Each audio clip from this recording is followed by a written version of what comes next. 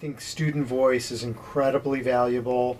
And when you think about schools and you think about who has the most to gain or lose in schools, it's obviously students.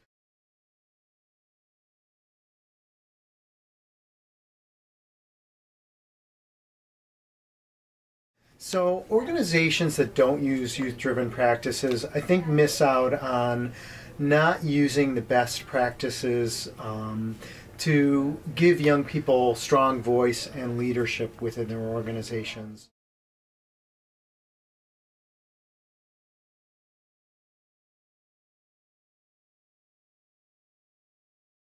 The Board of Education has stated that one of its goals is to explore all opportunities to engage and enhance public education around civic engagement. One way of fulfilling this goal is by adopting the youth-driven method. It is a style of community organization that focuses on collaboration between youth and adults. In these spaces, youth form student advisory councils. These students can be advocates for their peers and represent issues that are important to youth, as well as providing an important perspective. In a training of youth-driven practices, youth were likely to show increased solution generation, problem identification, and especially evaluation of information. So if you had students represented at all levels of the organization, including at the highest level, at the board level, they would really be able to contribute ideas. They'd be able to really tell the adults on the Board of Education what's really happening in schools. Youth have great ideas and think out of the box oftentimes more than adults do. So if they were sitting at the table with the adults, I think they'd be able to come up with some new ideas to help improve our schools, both for for the school climate and for student learning.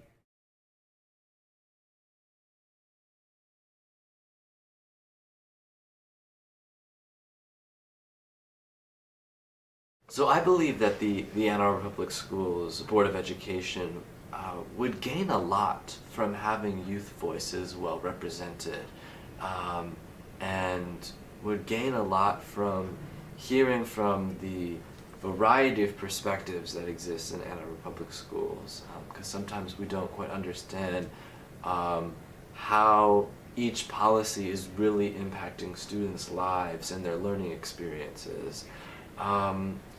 And I think that a lot can